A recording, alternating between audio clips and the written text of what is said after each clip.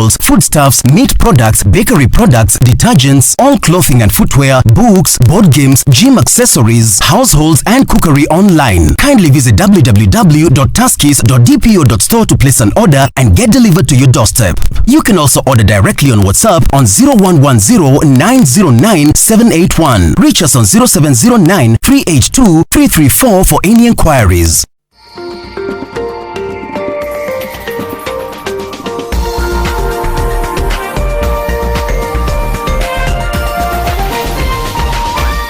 This is NTV.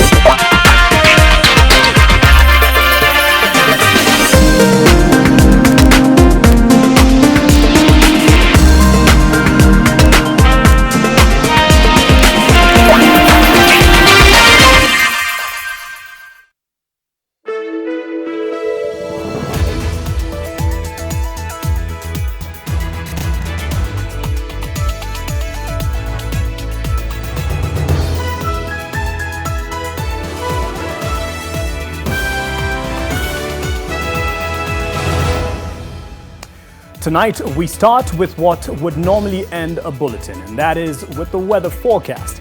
And it looks dark, at least according to the weatherman, and whether their advice is taken does not seem to be the case, at least not as serious as the situation is. Over 200 lives have been carried away by raging waters and buried by tumbling earth. Most of these lives would perhaps have been saved if the necessary authorities got from under their umbrellas of denial, risked being drenched a little by the inconvenience of doing what they are meant to, and put proper measures in place. The rains would be received as a blessing had it not been for the poor planning that let the waters go down the drain, literally. In some cases, it wouldn't even make it this far because the drainage system is blocked, as is the case in various urban centers. Dam. That is one possible solution. But most of the dam projects have gone poof into thin air, like the ghost projects that they are. We examine the scars of the floods in a moment. Tonight, the floodgates of heaven have opened wide. The heavy downpour has claimed 237 lives and many more livelihoods. The seasonal curse of floods is here, only to the same response. As we speak today, we are 237. Scars of the floods on Team Coverage Wednesday. Also tonight, the COVID-19 numbers are still rising, and so are the concerns about Kenya's neighbors. This is not the only border that is of concern. There's also the Kenya-Somalia border. Over 100,000 Kenyans are stranded in the Middle East. Plus, no option but contaminated water. The cholera outbreak at the Kenya-Ethiopia border leaves a trail of death. Government stands accused of neglect and downplaying the situation. And when your fight is against the system, 5 senators allied to the deputy president may be expelled from Jubilee party for snubbing controversial meeting at State House. Some already appear to be towing the line.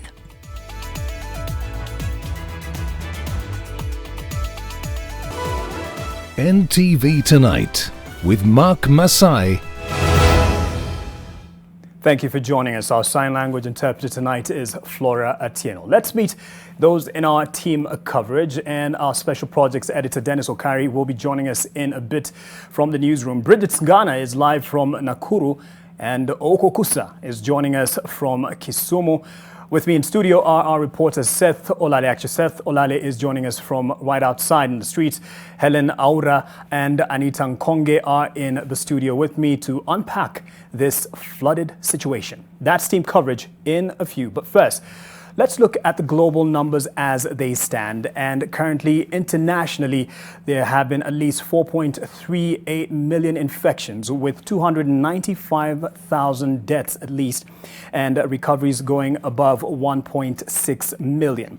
In Africa, 72,000 cases, or at least people, have been tested positive for the coronavirus, and 2,446 lives have been lost, with at least 25,000 recoveries.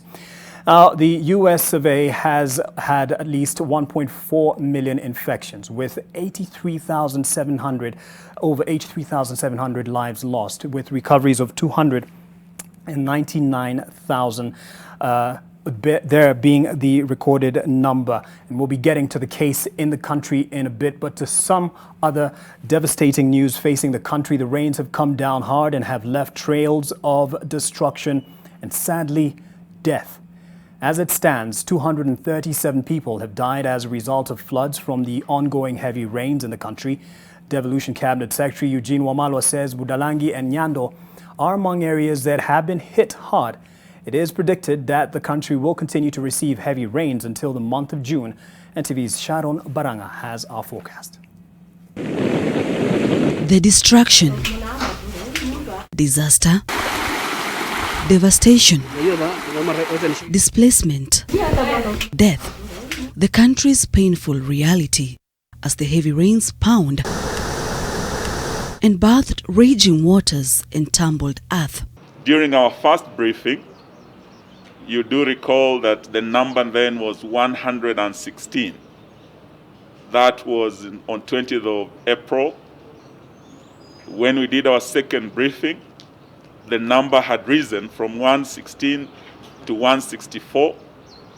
To the last briefing when we were here, we were at 194. As we speak today, we are 237. Those Kenyans who are affected, in terms of households affected, we did disclose to you in the last briefing, we had 122,000 Kenyans affected. As of this morning, that number has risen significantly to 161,000 households affected, meaning we have almost 807,000 Kenyans who are affected by these floods. Devolution Cabinet Secretary Eugene Wamalwa says that the number of Kenyans who've died as a result of floods is huge compared to those who have succumbed as a result of COVID-19. Therefore, Kenyans are urged to follow all directives from the government, especially those ones who are coming from flood or mudslide-prone areas. But the worst affected is Lake Victoria. Over 44,000 people have been displaced in Budalangi alone. In Nyando, we have a higher number, over 60,000 who have been displaced. The number of those affected is expected to rise as many dams are overflowing. Garissa, Tana River, Mandera and Nakuru are among counties that have been hit hard. This situation, unfortunate as it is, has been attributed to people's bad behavior. Nature is unforgiving. We have cleared off forest. We have cleared off forest from escarpments, hilltops, and also from the slopes. Secondly, we have built up to the rivers, the river banks. Over the weekend, again, suffer an additional problem with the other water source into Nairobi from Sasumua Dam also being affected, which means now the turbidity of the water from Ngedo main distribution combined with the Sasumua Dam is giving us a shortfall of about 20% of the water that we require in Nairobi. Given the impact of the mudslides and the distribution networks being affected, to use water that is being availed also responsibly.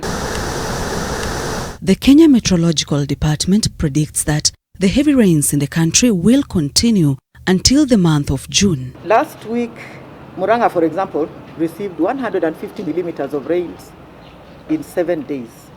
And this is a mudslide-prone area.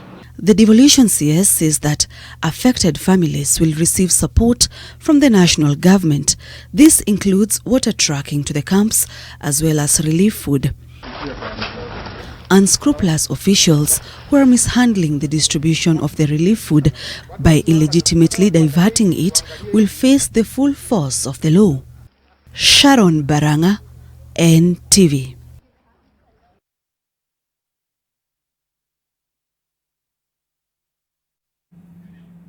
And coincidentally, our focus this Wednesday is on the flooding disaster, and we're looking at it from all angles, and we'll be getting to that in a moment. But first, to the other disaster, or at least pandemic, that is facing the country.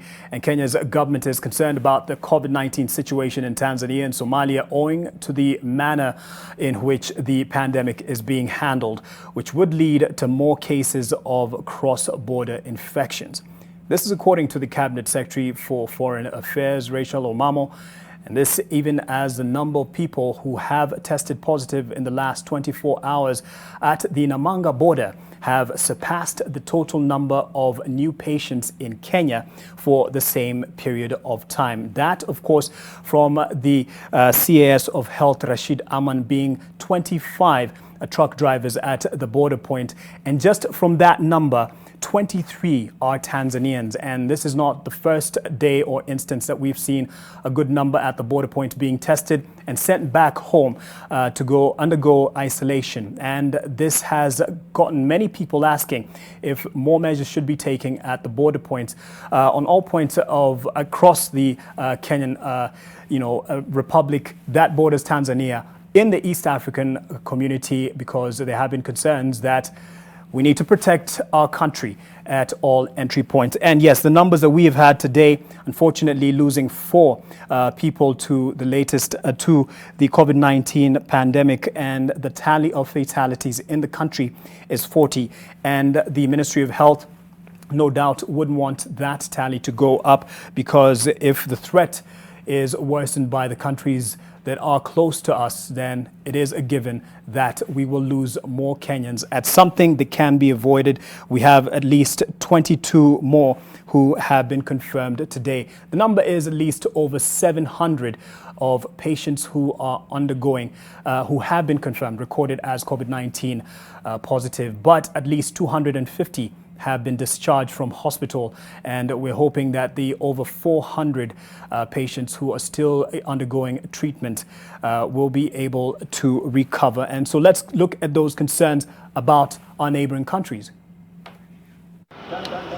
22 more people in the country have tested positive for COVID-19.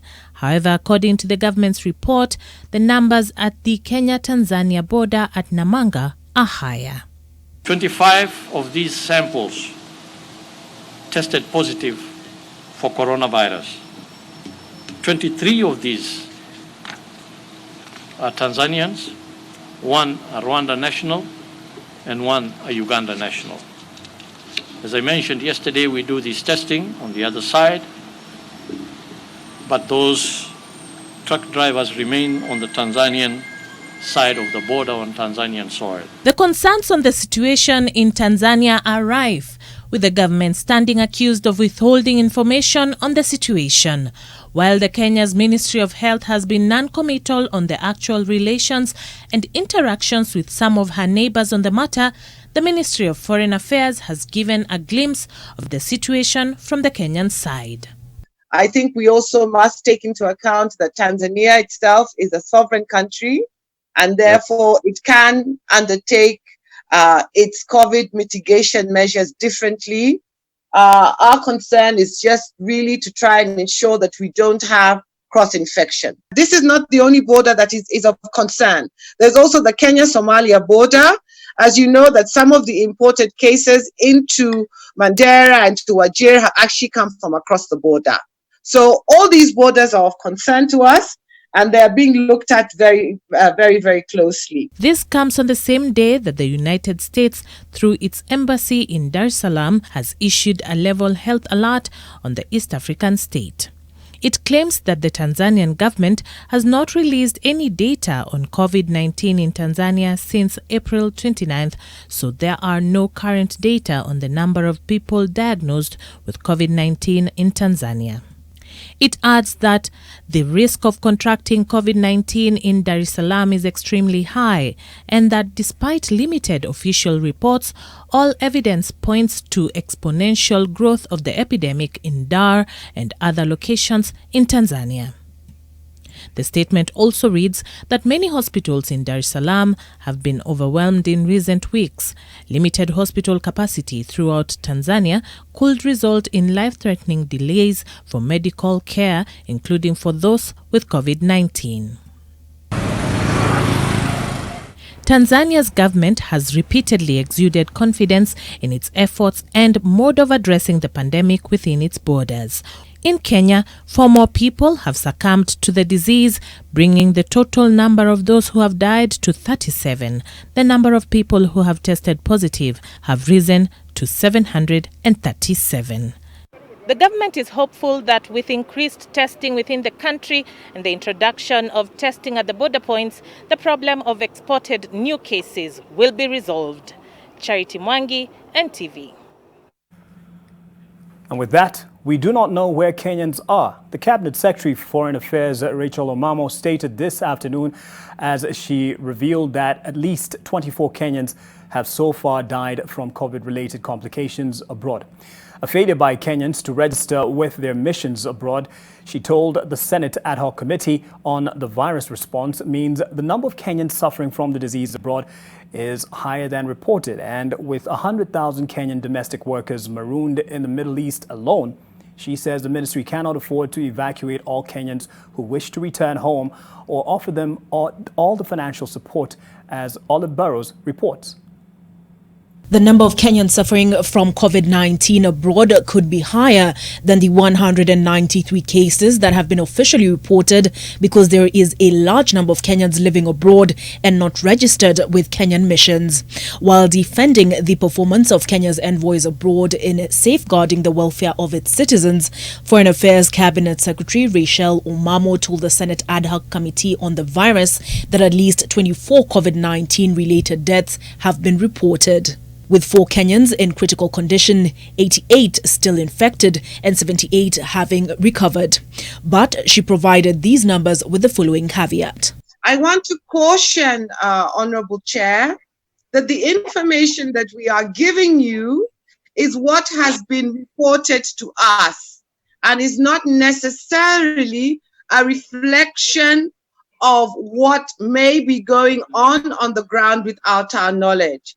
It is important to emphasize here that the registration with missions abroad is voluntary, and consequently the vast majorities of Kenyans who live, work, or study abroad do not necessarily register with the mission. And then there are the illegal immigrants. It's one of our biggest challenges is that Kenyans do not register. And we don't know where Kenyans are. And so when situations occur, you're trying to get a grip of the situation. Some don't want to reveal where they are. Some are afraid of the law. Some are this, that, and the other. Omamo was, however, categorical on the number of Kenyans whose return the government has been able to facilitate following the closure of its airspace. In total, 744 have returned, among whom 70 were from South Sudan, 233 from India, 165 from China, and 135 from the United Arab Emirates. And these were Kenyans who have been rendered destitute because their contracts have expired. Another 100,000 domestic workers remain in the Middle East, with Omamo explaining that not all of them will be able to come home. Those type of evacuations could not take place based on our limited resources unless there was a complete breakdown of law and order in those countries. We have done facilitations for Kenyans who are stranded. We are not looking to bring back any Kenyan who wants to come home. And while Omamo acknowledged that many across the world have been laid off as economies reel from the impact of COVID-19, she made clear that they should not expect any financial assistance from the Kenyan government. Kenya's resources already stretched thin, she said, by the Locust invasion and floods. Olive Burrows, NTV. Let's now shift focus to our team coverage. Our discussion today is about the flooding disaster, the heavy downpour and floods devastating lives across the country. Earlier in Sharon Baranga's report, we saw that the death toll just this year is over 230 and hundreds of thousands more have been displaced. Let's begin by mapping out the high-risk areas. And yes, with what we have right here, courtesy of the Met Department, these are the areas that are most affected in the green here, and that includes Lake Victoria Basin region, Western Kenya, Central Kenya, Nairobi, Northwestern Kenya, Southern and Central Rift Valley to experience average to above normal rainfall. Now, the other area here that is in the yellow is the coastal region, eastern region, southeastern and northeastern to get average to below normal rainfall. And because of what we've been experiencing around the country, there have been 237 fatalities, unfortunately, so far this year, and 161,000 households have been destroyed, which translates to over 807,000 people being displaced. And on to what the Met Department would advise you if you found yourself in an area that has heavy rainfall. Residents in major river basins advised to be on the lookout as flooding may occur, and those in landslide-prone areas like the Aberdare Ranges, Mount Kenya and Western Kenya to be on the lookout for cracks in the ground, telltale signs that there would be mudslides or landslides. And also you're advised not to walk or drive through moving water. Don't shelter under trees or near grilled windows to minimize the chances of lightning striking you. Now, this of course is just an overview, just mapping out the areas that we have affected by the rainfall. Let's now get to the ground right now. And Bridget Ngana is live from Nakuru. The floods are causing untold pain to families. Mark, just imagine somebody going through the harrowing experience of witnessing or even losing a loved one when they have been swept away and killed by floods. Well, this is the reality for scores of people and hundreds of families in the country at the moment who have been robbed of their loved ones for eternity by the ravaging floods. For the past few weeks, Lydia and Wycliffe Osiemo have been making their way to the graves of their two children, aged 10 and 13. The two lost their lives when a landslide sliced through their house on one fateful night here in Kamasian, Kipkelion West, Kericho County. Narara bedroom, watoto walikuwa wanalala sitting room. Nikasikia kitu iligamba kama bomu. Nikasikia tu mlio ikigamba papa. Kucharipu kukimbia, nikaenda huko sitting room, nikapata kisa imejaa kila mahali. Mchanga kabisa, nikajaribu kuangalia mahali watoto wamelala. Nikapata hakuna watoto. Kujaribu kuangalia kabisa nikaona ni mchanga peke yake. Nilikuwa tu nasikia kitu ikigamba tu hapo ndani, maji ikikuja tu. Nikatoka nje haraka nikaangukia mahali niliangukia ni mahali ilikuwa imepomolewa. Nikaanguka chini. Vile nilianguka nikaamka haraka kukimbia kuita ndugu yangu anisaidie. The couple's lives are now scarred for life by the destructive force of nature. To them, the blessing of rainfall has become a curse. Nilistuka roho sana. Juu ni watoto peke yao nilikuwa nao. Hata hiyo samba yenye ilifunikwa na hiyo mchanga, mahali hiyo mchanga iling'oa, iliharibu hiyo samba kabisa. Sasa ndio ikabidi hata mahali pa kusika watoto haingewezekana juu hapo kuliharibika kabisa. Ndio ndugu yangu alinikatia mahali kidogo hapa, nikaleta watoto wangu nikawasika. But as they soldier on in life, more families miles away in Chesegon at the border of Elgeyo Marakwet and West Pokot counties are still searching for not just missing bodies of their kin, but also an elusive closure. Nearly a month ago, landslides from heavy downpour killed over 30 people here. As if that was not enough, the resultant flash flooding swept away the bodies, some never to be found. A recovery operation by the government was called off. At that time, only 17 of the 35 bodies had been found. Families here are now conducting traditional rituals in honor of the departed souls. Hata kwa nyumba yangu hiyo niko na shida nyingi sana kwa sababu mtoto akipatikana alafu tusahau. Kama akipatikana tunasahau ameenda. Najua kama mtu anapoa na wote kupatikana wasio watengeneza mambo yao. Ndio hata unangoja kutana alafu na fanya kimila yao ya marakwet. Mtu anapotea. There are others across the country, however, who are lucky to have made it out of their homes in time. But really, all they are lucky for is having their lives intact. The temporary places of safety they find themselves in are in squalid conditions, threatening the very life they seek to preserve. This is Mosocho in Kisii County. Up to 150 families are camping here to escape the vagaries of weather.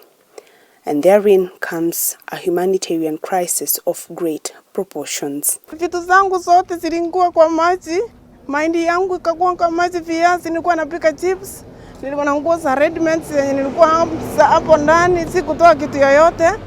Alafu maji ikachukua vitu yote, sasa mimi sina mahali pa kwenda. Wakati ilinyesha nilikuwa kwa nyumba, mimi nilishtukia kwa maji kwa nyumba, hata sikuwa na mahali ilitokea.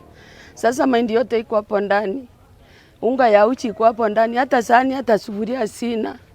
Sasa tunakaa hapa kwa mavaranda tu ndio tunaishi, hatuna chochote. The government says up to 237 Kenyans have been killed by the ravaging floods across the country, and hundreds of thousands more displaced and sheltered in various camps. Many who have survived the floods will eventually replace the material loss. But for lives lost, only time will heal. And for those left behind, well, it is a painful anticipation of what the next cycle will look like. That is, if nothing changes.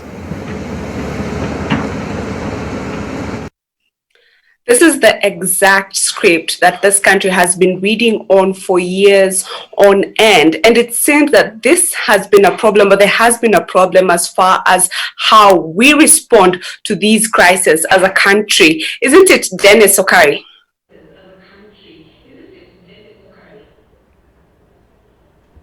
Well, in Ghana, this is not the first time, and certainly it's not going to be the last time we are going to experience and see the cycle of the pain of rain. But if one thing is certain, it is the manner of response which has been the same through the seasons, using the same old broom to sweep new dirt. A perennial flood victim became an overnight celebrity in April 2012. For years, Jane Anyango Adika had seen the ugly face of floods which wreaked havoc on her village as she cried out for the government to help her. She became a Safaricom brand ambassador and later the face of advocacy on flood preparedness for Kisumu County. But that was then. 8 years later, not much has been done, as authorities often read the same script to different victims after disaster strikes. With the rain still going on, our dams still filling, we expect that more will be affected. The cycle of response has not changed. Mto mefanya mpaka shughuli zimetatizika na saizi kuna curfew. Na vile kuna curfew, kwa hivyo haya maji yatachukua muda mrefu sana ndio yaishe. In 2016, with a scant warning given, flash flooding caused massive destruction of property and collapse of buildings in the country. Nairobi was hit with heavy rains and flooding, killing 28 people, according to Kenya Red Cross. Wamekuja ni sababu ya danger ambayo tuko nayo pande hii tafadhali. The country in that year experienced heavy rainfall that provoked landslides and widespread flooding in several other counties. The inadequate preparedness was made worse by an incorrect prediction where the Kenya Meteorological Department had said the country between March and May was going to experience near average rainfall. Tuliamshwa na makelele, tulisikia pu pu pu pu pu pu. Kutoka nje tukapata ni maji imekuja na kiwango kubwa sana. In 2017, torrential rains caused deadly flooding and landslides in southern and eastern parts of the country as walls collapsed and over 5,000 people in Taita Taveta County were displaced and 100 others evacuated. The 235mm of rain saw flooding impact Garissa County, including Dadaab refugee camp. Transport in the Rift Valley was affected as bridges collapsed, making it difficult to distribute relief supplies. The relentless wet weather disrupted Mombasa, killing several people as crocodiles in a Mamba village crocodile farm was swept away, posing a danger to nearby residents. Tunahofia kwa sababu wanaweza kutoka mtu akiwa sio alert. Unaweza kuwa unatembea ukakutana naye njioni wakakushika, na unajua mamba huwa anaotea tu mtu saa zile ambaye hawako alert ndio anakushika. Local politicians blamed poor planning for containing the extensive loss of lives and property across the country.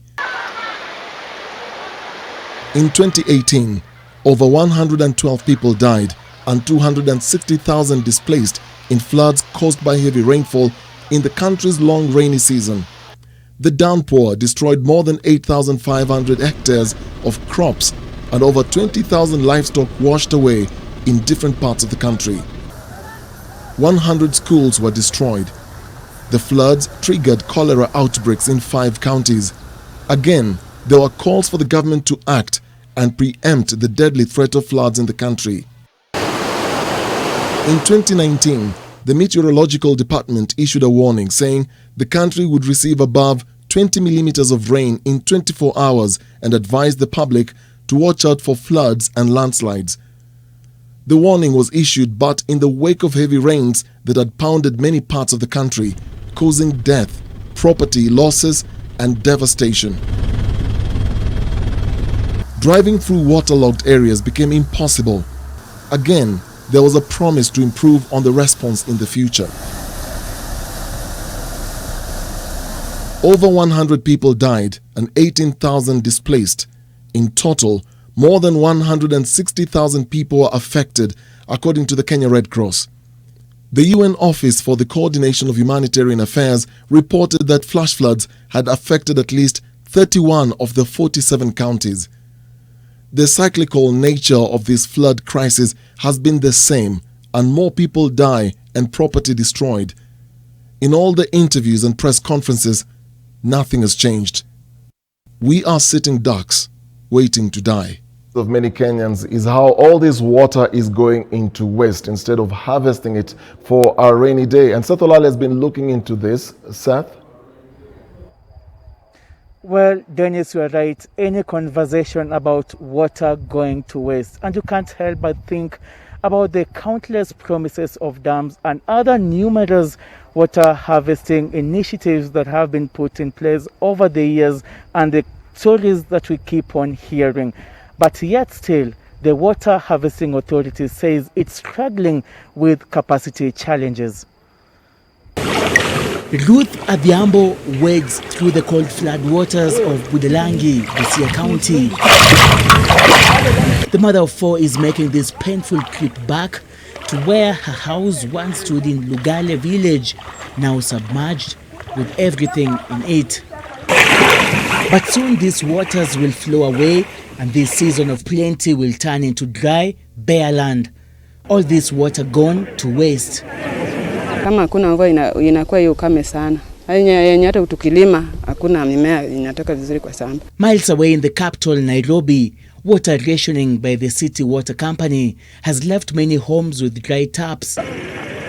The irony of a country visited by extremely heavy rainfall but still struggling with a consistent biting water shortage. Naambiwa nawa mikono. Unanawa na nini? Sasa tutauliwa na corona na tuuliwa na typhoid. This is a result of lack of proper water harvesting and storage initiatives, despite pledges over the years to build dams and water reservoirs across the country. Budalangi area was to host one of the over 50 dams, but that is still just a pipe dream. Inasemekana kwamba pesa ilitolewa around 10 billion. Ilikuwa na projects 3, ambayo ilikuwa kutengeneza dikes, kutengeneza dams na mambo ya irrigation. Lakini sasa tunaambiwa tu tunaonanga magari mazito zinakuja, lakini hakuna any project ambayo imeanzishwa ambayo ina mitigate mambo ya floods. Kama serikali kama ingeweka mkazo, hiyo kitu ingekuwa tengenezwa. Lakini sasa hii ni mpango hata serikali. Jua serikali nayo kikuja, sasa hii wanatengeneza hiyo permanent dike huko ng'ambo, lakini bado haijamalizika. The National Water Harvesting and Storage Authority says that only a small percentage of the dam's pledge has been actualized, meaning the country still has no capacity to harvest and store this excess water. To have an impact on the water shortage, I can give it to the range of maybe 20%.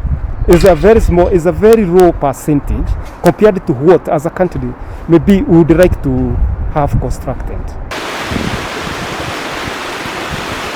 We have 27 small dams which will still harvest this flood water.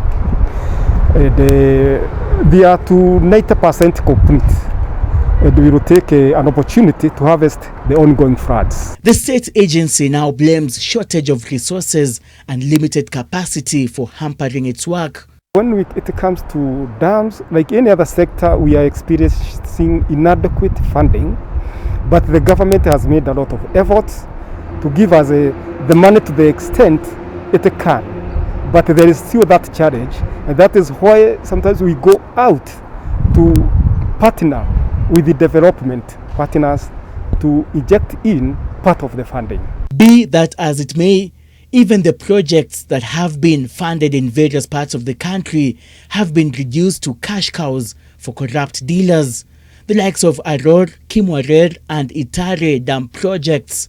If you don't know there is a problem existing, this problem will grow to a bigger magnitude. It's like a person being sick and doesn't know he is sick. He will die. But if he knows he is sick, he will seek treatment. So that we know in the large dam construction, there is that problem. There is a way out on how to tame that. Kuna mwanamuziki ameimba vindu vichenjanga. Sasa tunataka watu wetu pia wa change attitude yao. Tukisema tunahitaji damu Lugari, tunahitaji damu upande wa Webuye, tunahitaji damu upande wa Tongare. Sio ni kwa sababu eti ni watu wa Lugari tu. Muda siamuka tu asubuhi na aseme damu hiyo hapo. Ilikuwa kulingana na mpango fulani. For now though, the millions of cubic metric tons of rainwater is going down the drain just before the start of another drought period, and the cycle continues. Well, a sad state of affairs there, but that is just the first half of our team coverage tonight. There's more to come. Mark? That's right, I'll blow whistle here at this point and take a break, but we have Helen Aura, Anita Nkonge and Okokusa with other angles of this flooding devastation up next. Stay with us.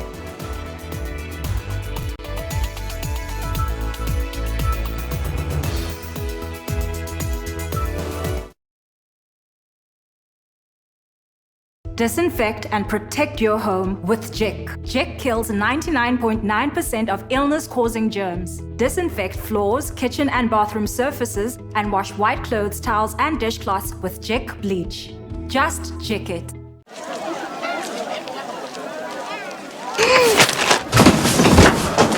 Do your gums hurt? Yeah. Does your toothpaste contain sage, eucalyptus, myrrh, chamomile? All that in one toothpaste? Yes, try Colgate Herbal. Colgate Herbal contains nature's best herbs and Colgate's fluoride technology to give you strong teeth and healthy gums. Ah, Colgate Herbal. Let's go.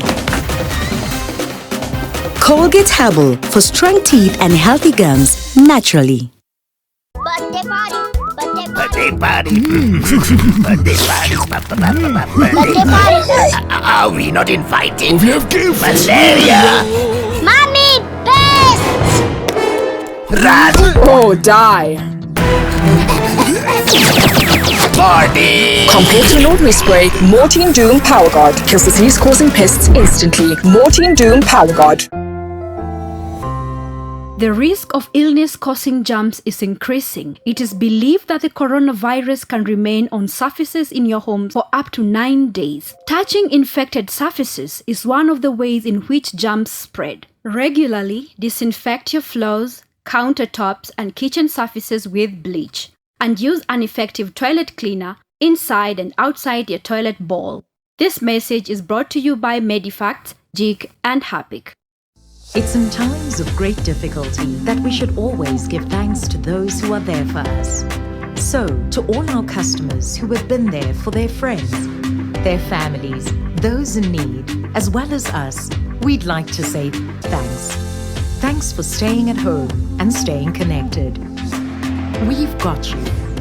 With an automatic upgrade on us. A little gift from our heart straight to yours. This is Fact Finder from the BBC. A victim of revenge porn in Zimbabwe opens up about fighting shame and betrayal. He sends me a message and he says, "Oh, if you don't come back, you know I have those pictures." Campaigns marred by misinformation as the UK gears up for a fierce election contest. And online all the time. But how did the internet start 50 years ago? Invest in Amani Ridge, the place of peace. Luxury you can afford. Call us today on 0790 300 300 or visit www.optivan.co.ke. Dettol's main objective is to help children protect themselves from diseases. Do you know how we get illnesses like diarrhea, cough, and cold? No! They are spread through germs on your hands. Your hands collect germs that causes diseases. You pick up germs from any surface, like when you don't wash your hands after going to the toilet, while playing. And then you can get sick because of germs. That's why you need to fight germs to stay healthy by washing your hands regularly with Dettol soap that gives the best germ protection ever against many illness-causing germs. Wash, wash, wash your hands. What you have to do is bath, bath, bath yourself. Dettol soap every day. Wash, wash, wash your hands.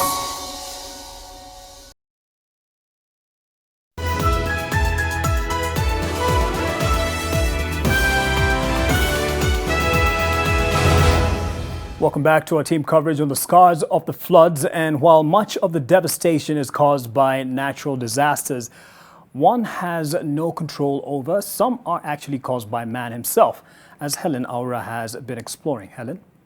Mark, this is yet another case in which authorities have dropped the ball. Impunity and poor urban planning is altering the natural flow of flood and river waters, leading to destruction of property in towns and cities. Christine Akinyi holds her infant with the warm embrace of a mother amid the biting cold. Her eyes visibly red as fire with weeping. She has endured a difficult month. Excess water flooding her humble house, leading to inhabitable conditions. Mvua inanyesha inaingia kwa nyumba, inabidi naamsha watoto nakaa kwa kiti. Mpaka jana mwisho wa maji kuingia kwa nyumba napata shida. Mimi naomba serikali atusaidie ili hata hizi msaada zinatoka si tujawahi pata. When it becomes worse, Christine and her 4 children seek refuge at a local social hall. It is either that or the family exposes itself to the risk of waterborne diseases and catching the cold. Hata ni Mungu tu ndiye anatusaidia juu sina hata bila tunaweza kuzuia corona. Juu saa hiyo umekimbia kila mahali hata unasahau max yako iko wapi. Sasa unaona hata max zangu zilienda na maji nikiweka hapo chini zote zimeenda. But while Christine is lucky to have a roof over her head, many more families in the capital are not. Their houses have been swept by raging flood waters and now have had to put up makeshift shelters to beat the cold. Kuku zetu zote tumesombwa na maji. Hata hii umbu ambao mnaona hapa, watoto wake wote walisombwa na maji. Kwa hivyo sisi hatuna tegemeo yoyote ambayo sasa hivi tunaweza tegemea. Hapa naye vitu zikiharibika tunatokanga tu unachukua vitu zako. Kama maji ikishaingia kwa nyumba, maji ikirudi chini kidogo tunatoa tu tunaanika. Hivyo tu. In the upmarket areas of South Sea and Langata, the script is the same. Flooded homes and valuable property submerged and destroyed. But the flooding problem in urban areas is largely man-made. Human activities such as construction on river courses and repairing land with impunity are diverting the natural waterways. Aggressively not been forecasting the need and to improve things as we get more pressure from development and from population. Okay, we have now a lot more stone buildings and concrete floors in many parts of the city, where so basically in some places where water would drain naturally, now it's being forced to to flow along the surface. Then there is the challenge of poor drainage systems, completely ignored during construction in some cases and blocked by solid waste in others. We're not actually foreseeing the city in 30 years' time and preparing for that particular population as concerns that population and the amount of development that comes as concerns the issue of drainage. Counties and the national government have in the past attempted to sanitize the planning of urban centres, more so the crowded Nairobi, by demolishing structures built on riparian land and waterways. But those attempts have been nothing more than populist hype, which died down after a while until the next cycle of havoc begins. This season's extremely high rainfall has not been limited to floods. Our mass water bodies are also doing damage. Oko Okusa has been looking into this. Okusa? Well, Helen, the World Meteorological Organization says that the water levels in Lake Victoria, that is the second largest freshwater lake in the world, have risen to a 60-year record. And climate change experts say that there is likely to be more of this going forward. Take a look. The unprecedented rise in water levels in Lake Victoria was first reported in October 2019. What residents living on the shores thought was a blessing back then soon turned out to be a calamity that will push hundreds of thousands of people out of their homes and submerge some 5 islands in the lake. Vile unaiona hapa Choi Beach, karibu nyumba karibu 200 na 200 ama 300 na zimeharibika. Inamaanisha karibu familia 300 na hawana makao saizi. Tuwezi peleka hata watoto hospitali. Masoko siwezi enda, biashara yetu wamesimama, masamaki yanaoza kwa barini. Barabara ni mbaya kabisa serikali. Kenyans should prepare for severe shortage of fish supply in the market if this continues. This is the destruction caused on human life by the heavy downpour and the increased lake water levels. Experts say that climate change and bad agricultural practices are to blame. Lake Victoria is over-silted, over-flooded, and those two things are actually mainly caused by human activities around Lake Victoria. Professor Okeo says the last time levels in mass water bodies in the country rose to the extent of submerging islands was 60 years ago. His sentiments are echoed by the World Meteorological Organization's findings, which say the level has risen to a historic 13.5 meters high. Some hydrologists argue that Lake Victoria, most of these areas that you see along here, are people living inside the lake. Naturally, Lake Victoria is wider than what we are seeing today. Miles away in Lake Baringo, the swelling waters have cut off a section of the area, rendering key amenities such as hospitals inaccessible. The lakes within Rift Valley are actually the first recipients of the upsurging. There's an upsurge of the water in the aquifers. And so that upsurge has meant that these lakes are swelling. And the result of the swelling is that they overflow out of the levels.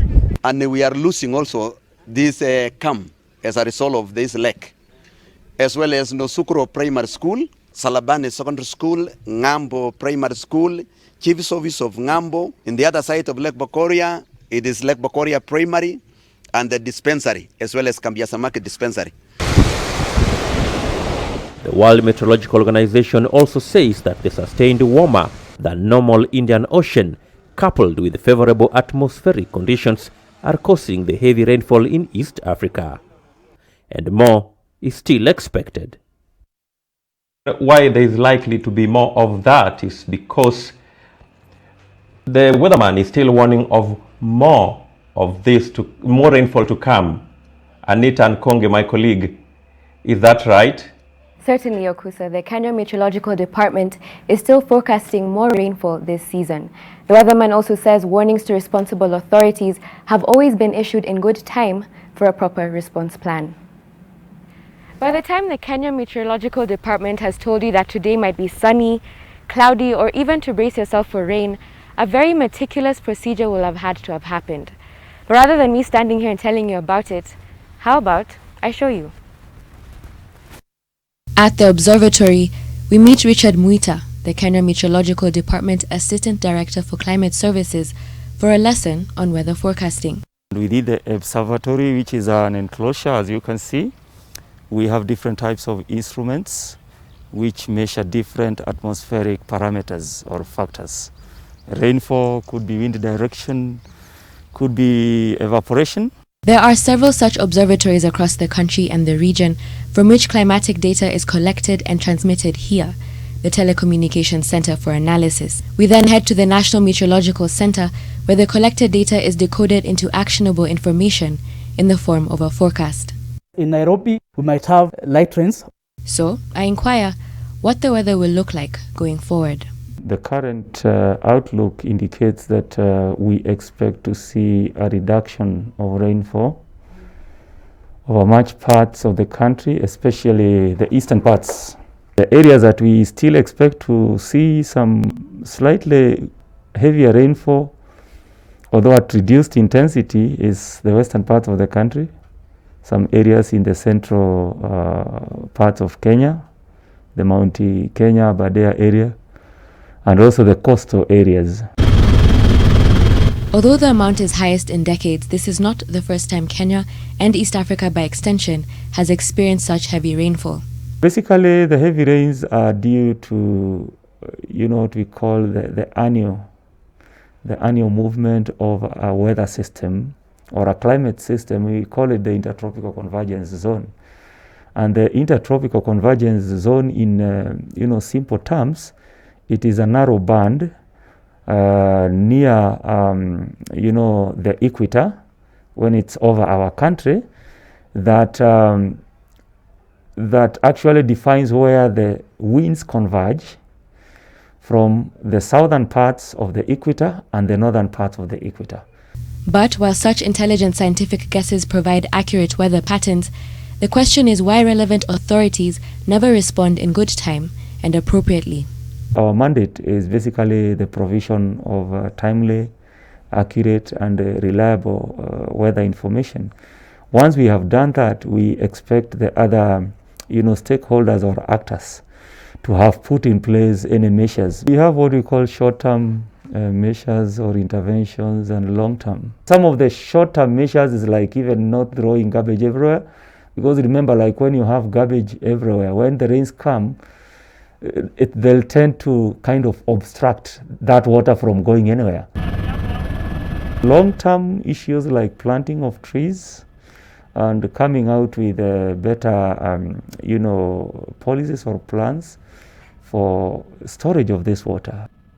It is the laxity in response to these weathermen's alerts that lead to the loss of life and property with such unyielding consistency in a country where the more things change, the more they remain the same. And that's it for Team Coverage Wednesday. Mark will be back after the break with business news.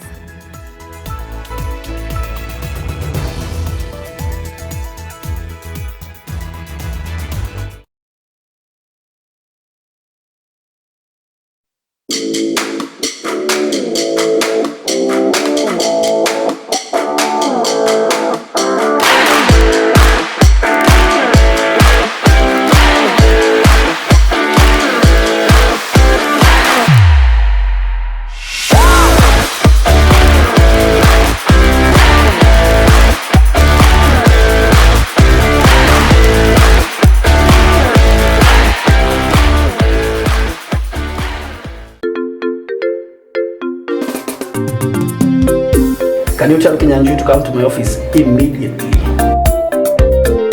Good morning. Good morning. Mimi sipendi unapanguza floor. Hiyo dust uache hapa kwa meza. Clean up.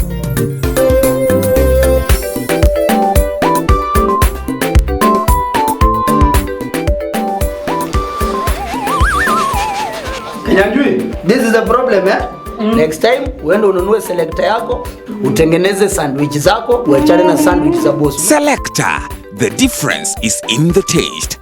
Hii uende weke kwa ile githeri yako, eh? Welcome to the conferencing service. Emma, carry on, Ken. First quarter sales, they're up 90%. Very good. Very good. We are looking at a 55 billion shilling profit by the end of the financial year. Now we are talking. Here we talk billions. Very good. I gotta go. Wacha niendelee na kazi. A person has left the conference. Niko nyumbani. Downloads are very fast. Streaming, eco. And I'm just working from here. Stay connected and work from the convenience of wherever you are. Fiber to the home. Working from home? No problem. Fiber Home has you covered with the fastest and most reliable internet speeds. Get connected today. Kazi lazima iendelee. Selena! Toto, where's mommy? Today's a toilet day. What? Oh.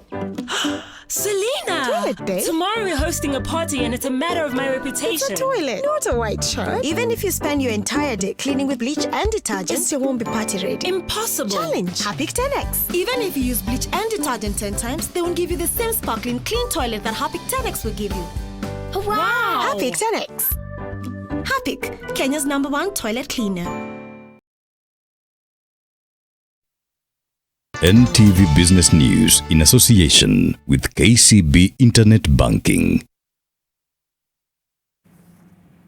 Let's do business. And Kenyans whose livelihoods have been devastated by the desert locust invasion will have an agonizing wait of at least 2 months before they can have any hope of receiving funding from the government to help offset their losses. That is the time it will take for a government commission team to provide a comprehensive report on the extent of the damage the pests have caused. Lilian Kiarie starts us off. Since December last year, the government has spent over $500 million shillings in the fight against the invasion of desert locusts, which present a potent threat to food security. That intervention has largely gone towards mitigating the extent of damage as opposed to compensating the worst affected. We want to assure the general public and the communities and families that have been affected by the desert locusts invasion that the government is ready and willing to come and support you to rebuild back your livelihoods that have been affected by this menace. Munya says he has commissioned a team to look into the damage caused by the desert locust with a view to compensating those whose livelihoods have been adversely affected based on the extent of the impact. We expect, and they have assured us, on the 15th of June we will get the preliminary report and then the final report on the 15th of July. Munya spoke during the commissioning and handover of vehicles for the aquaculture business development program, which is aimed at boosting fish production in the country. The vehicles will be used by extension officers for field visits. The 14.9 billion shillings program is supported by the International Fund for Agricultural Development, IFAD, and will be rolled out in 15 counties. These vehicles are going to the PMU, first of all, this is the project management unit, and to 6 counties. The others, you will get the vehicles. My request to the government here, national government, and to the county governments is, please let these vehicles be used for what they are intended.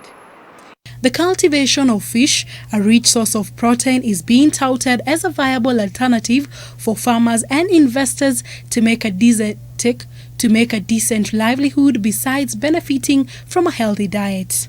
Lilian Kiarie, NTV. The Council of Governors has asked the National Treasury to release the funds to the counties in order to avoid crippling services in the devolved units. The CAG chairman, Wycliffe Oparanya, says the delay in releasing the 87 billion shillings allocation is a violation of the Constitution. He further says the back and forth on the issue is negatively impacting the counties and should therefore be resolved quickly.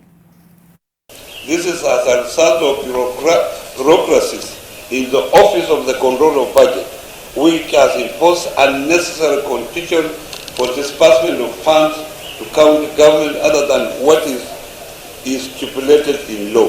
Ni kweli kwamba kaunti zingine hata kama Vihiga havijalipa mshahara kwa vile hii maagizo tena ya pending bills ambayo tumewekewa kwamba lazima tulipe kwanza ndio mshahara. Tuko nayo tumeitumia So tunakuwa na changamoto kubwa. So tunaomba kwamba control of budget na treasury watoe hizo pesa.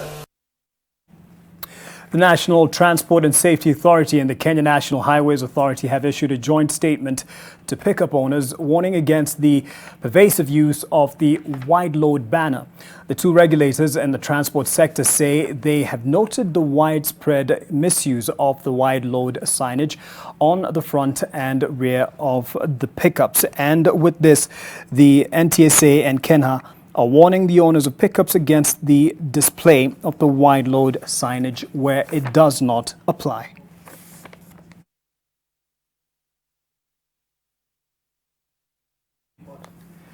Agriculture Cabinet Secretary Peter Munya has taken issue with county governments for the double standards applied towards the national government.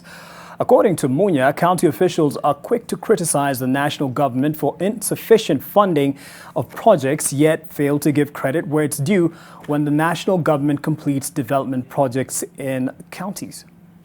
A national government project, handing over checks from national government, and you are saying national government projects are not reaching on the ground. It is stupefying and totally bizarre. I saw that happening in Imeru yesterday, where NARIC project checks were being given to groups. And I saw the leadership there criticizing national government and saying, make sure your money reaches the farmers the way this money is reaching, the way this money we are giving is reaching. I really want to discourage you from that approach because it's not going to work. We are not saying national government shouldn't be criticized or questioned, but if the national government has facilitated those resources and organized and make sure that money is there, now your work is to distribute the money, I would think you would say that this is an example of a very successful national government initiative.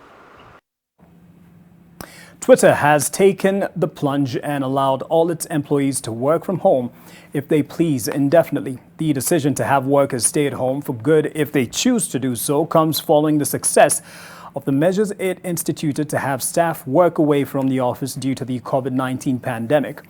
Tech giants such as Google and Facebook have allowed staff to work from home for a defined period of time. Twitter's latest move comes as businesses the world over grapple with the new norm of doing as much work as possible from home, even as scientists continue to seek a vaccine for the coronavirus. Twitter employees who would wish to return to their offices once restrictions on movement are lifted will be allowed to do so.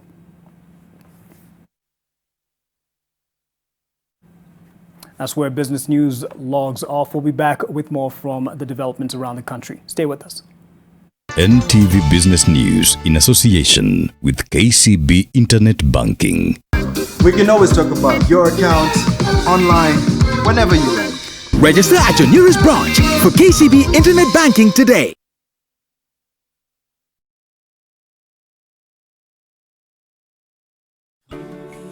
Wajua wanasema food has memory and those who nourish you are never forgotten. Unakumbuka the auntie who made sure you shibat? Ule jamaa wa nyama, ule anakuwekea nyama poa ya choma. The dere, happy to share your takeaway. Na huyo mama wa chai, ule anawarm your lunch before you ata uliza. Your mama mboga, ule anakuongezea ata nyanya. Ule waiter ukusava haraka haraka. Na ule mandazi lady, ule anakuwekea ndao moja ya baadaye. Na your boda boda rider, ule jamaa kufikisha haraka haraka. Now this is the time to let them know they are not forgotten. This is the time to make sure every table in Kenya has food on it. The points on your phone can be food in their home. When you sit with a plate of food today, pledge to stand for someone who has put food before you. Dial *126# to transfer your bonga points now so they can buy food and necessities at any outlet with a Lipa na M-Pesa till. Safaricom is for you.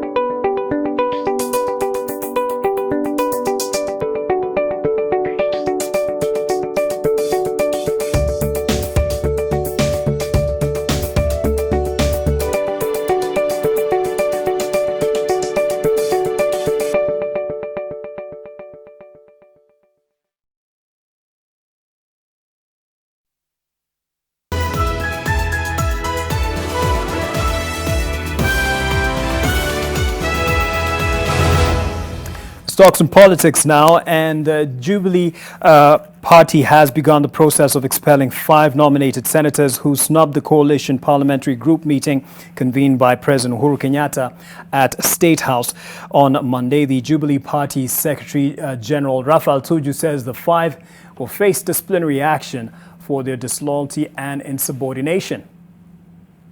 I'm satisfied with the changes. Just a day after Senate Speaker Ken Lusaka approved the removal of Elgeyo Marakwet Senator Kipchumba Murkomen from the position of Majority Leader and Nakuru Senator Susan Kihika from the position of Majority Whip, the purge on Jubilee members perceived to be rebels continues. Jubilee Party's long political knives are now targeting 5 nominated senators who snubbed the president's meeting, a meeting that approved the party's leadership changes in the Senate. The process of expulsion that is now in motion targets Millicent Omanga, Naomi Jilo, Mary Yane, Falhada Deko, and Victor Prengei. Senate Majority Whip Irungu Kangata has already written to the nominated senators to show cause why they should not be expelled. Sensing danger, Senator Christine Zawadi has already written to Kangata, explaining she was unable to attend the meeting due to transport and logistical barriers, and fully affirmed her support to the meeting's resolution. Any person who feels that he is not in tandem or in rhythm with what the party leader is doing, then definitely you just step aside. But I want to assure you, the moment you step aside, nature abhors vacuum.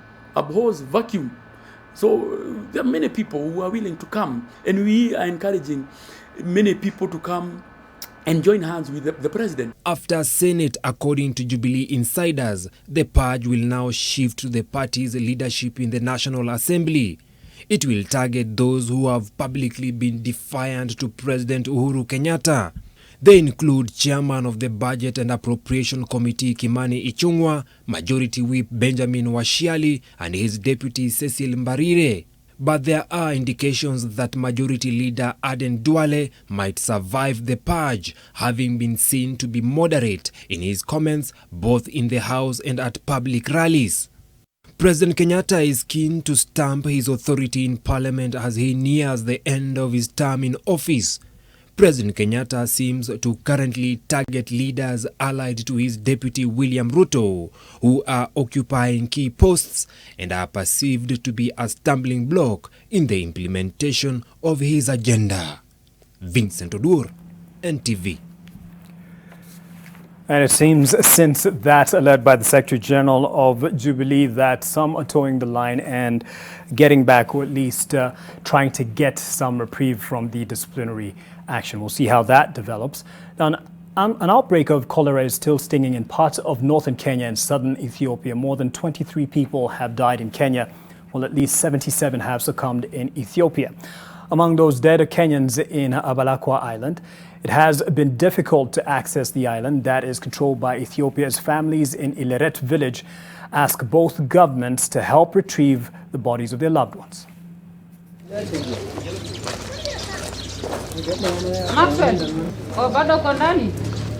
Although at least 300 Kenyans and 800 Ethiopians have been infected, the little to no response by the respective governments betrays an attitude of denial by the authorities since the issue was reported in mid-March. The most affected areas are along the Kenya-Ethiopia border, specifically Ileret village in Marsabit County and Abalakwa Island near South Omo in Ethiopia. According to humanitarian workers, the crisis threatens to wipe out the population of fishing communities in southern Ethiopia and Marsabit County, as there is a looming spread of the bacterial disease which manifests through severe diarrhea and vomiting. According to what they have told us, we are expecting more than what they have told us, because no one has gone to that island apart from them. In Kenyan side, we can say that we have failed, because it could be our first priority, because that island is in Kenya, but we ourselves, we haven't gone there and assessed the place and have a report to confirm what they are telling us. Joseph Loki, a resident of Ileret, says his sister and her 2 children are among those that succumbed following the outbreak and now wants their bodies retrieved from the island. Kwa hivyo imethibitishwa ni ukweli, tumefika hawako wote watatu, mama na wasichana wawili. According to Ethiopian health officials on Abalakwa Island, a number of bodies have allegedly been disposed of into Lake Turkana. Kisikika huenda kama serikali watakuwa na mbinu, kwa sababu we have an ambassador who represent Ethiopia in Kenya living there, and we have an ambassador living from Kenya to mwenye anaishi huko. Kwa hivyo huenda kama wakiongea vizuri turuhusiwe mili kama itakuwa trace. Containment of cholera situation is made harder as residents of Ileret village who do not have alternatives resort to using contaminated water from the lake for domestic use. Kisima hapa maji hakuna. Kama wakati ajilale zaidi maji hapa inakuanga shida sana. Na watu wanakunyanga kama hii maji sasa kama hii habari hii. Na hiyo maji ndio inaleta shida ya maugonjwa hii sasa ya kuharisha na kutapika hii. In December 2019, at least 74 people died due to cholera in South Omo zone in Ethiopia, while at least 800 people were infected. Despite the current outbreak and subsequent deaths in southern Ethiopia region, as well as northern part of Kenya, the authorities seem to be playing it down. Mamo Ali, NTV, Marsabit. You've been exhorted time and again to stay safe and work from home. But what if your work is with lions? One lion trainer in Egypt brought his work home and live streamed a training session on Facebook and Instagram from his living room, Shindwe. Now, 26-year-old Ashraf, that's him, the daring man whose family owns a circus that boasts 40 big cats, has taken to training lioness Jomana twice a week from his apartment. And his building security chief says he has had no complaints from Ashraf's neighbors. The feline whisperer, who slow dances with Jomana as a part of his act, is a third-generation lion tamer. His grandmother having been the first Arab and Middle Eastern woman to tame big cats. And despite being alive to the fact that his grandfather was mauled to death by a lion during a live show, Ashraf is dedicated to the cats.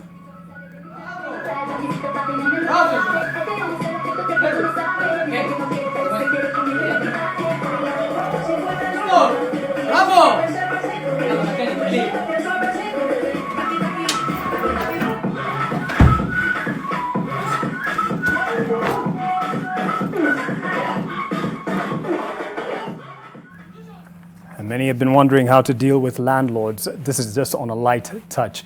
And even thugs, that is a sure way of dealing with them at this time. But that's on a very, very light touch. It would have catastrophic results. And President Uhuru Kenyatta's confidants have laid out 4 accusations against Deputy President William Ruto, which they are using to justify the ongoing onslaught against him. But in what is now an all-out war, the Deputy President's lieutenants have come up with a fight-back plan, including organizing rallies against Uhuru. In your Daily Nation tomorrow, read about the behind-the-scenes scheming by the 2 factions of Jubilee that is set to claim the political careers of at least 5 senators, plus why truck drivers are the new agents of COVID-19. Also to expect tomorrow, good news at the pump as petrol posts biggest price fall in 13 years. Diesel prices are today expected to fall by close to 20 shillings a litre. Should have waited for now to fill up the tank. The largest margin in 13 years, while most motorists are expected to enjoy cheaper super petrol, whose pump price is set to fall by 10.59 shillings a litre on lower global crude prices. For this and more, get your copy of the Business Daily tomorrow. And that's what to expect in your daily's sports news is up next.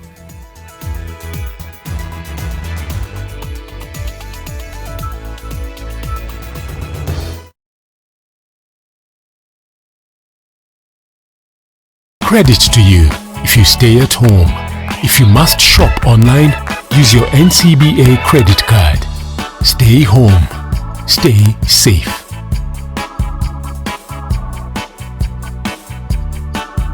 For a better tomorrow, don't forget to do the 1, 2, 3 with Colgate every night.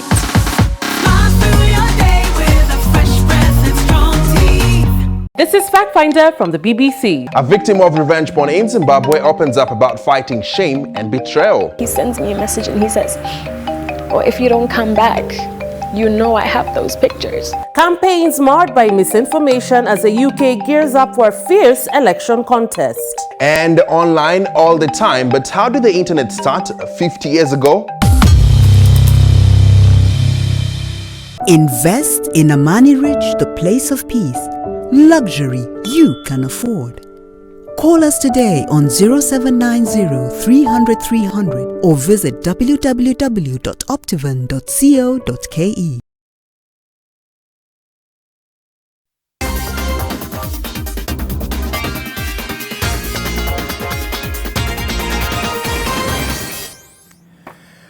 The Sports Disputes Tribunal ruling that nullified the Football Kenya Federation's decision to cancel the 2019-2020 Kenyan Premier League season and award Gor Mahia the title meant that it's back to the drawing board. While the ruling has undoubtedly set the FKF back, it has of course been met with relief by some factions who believe that football matters should be decided on the pitch. Consultation. Always be ready. The matters of football is a matter of heart. Always be ready to consult, sit with the people, talk. Don't just make a decision. Unajimekea decision just because you're the president of the football. No. And then pia ukiangalia ile gap ilikuwa between Gor Mahia and second team. Kwa 7 points, yeah? 7 points is manageable. Anything can happen. You have to feel you've won this thing. Because at the end of the day, people start saying, guys, we won the title, yes. Muguna wants to lift that cup.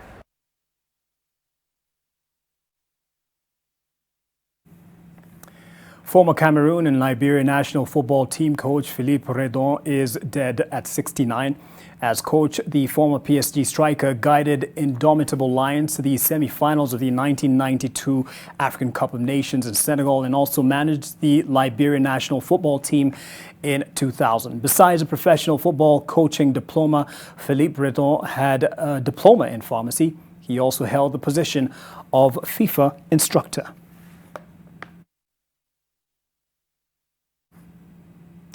Former Real Madrid player Edwin Congo has claimed his innocence following his release after arrest in Spain for affiliations to cocaine trafficking. The 43-year-old was arrested on Tuesday along with 10 other people. The Colombian joined Madrid in 1999, but never made it into the first team, enjoying relative success after moving into the Levante in 2002. The former international striker admitted to knowing the people involved, but denied direct links. Meanwhile, UEFA has insisted that it won't amend any qualification for both the Champions and Europa League. Europe's football governing body will monitor the situation with the coronavirus pandemic having stopped football across the world. The first qualifying match of next season's Champions League was scheduled for June 23rd, but will be pushed back until after August 29th when UEFA plans for this year's final to take place in Istanbul.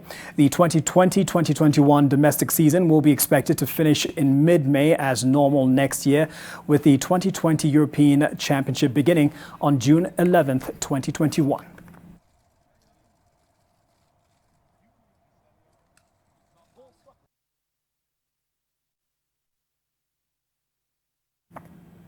And with 14 minutes past the hour, that does it for NTV Tonight and Team Coverage Wednesday. Thank you for your feedback. It continues next week.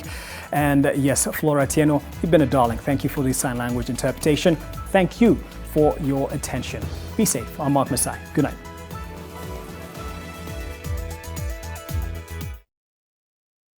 Allahu Akbar, Allahu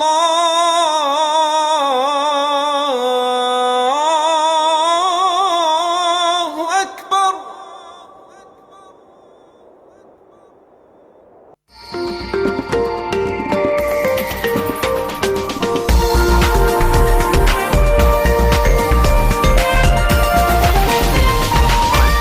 This is NTV.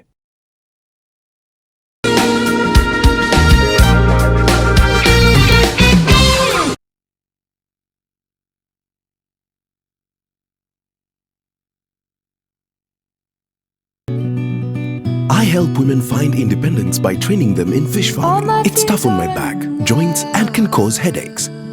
Panadol Extra relieves multiple types of pain. If symptoms persist, seek medical advice. Cameredo Herbs tunatibu magonjwa kama vile magonjwa ya viungo, vidoda vya tumbo, kupanda damu, magonjwa ya zinaa, saratani stage ya kwanza, kukosa kinga mwilini, kifua kikuu, figo, kidney dysfunction, kisukari, low libido, infertility, ovarian cyst, fibroids na blocked fallopian tubes. Cameredo Herbs tunapima typhoid, urinalysis. Nambari yetu ya simu ni 0722 84 83 80.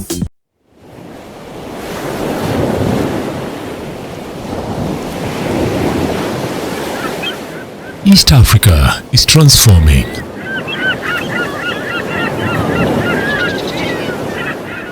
And so are we. We're now more diverse, more visual, more engaging. Grab a copy of the new East African. To subscribe, email subscription@ke.nationmedia.com or epaper@ke.nationmedia.com.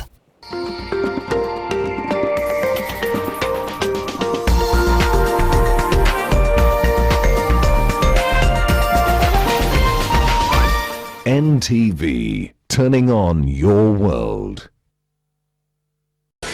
The following program has been rated PG.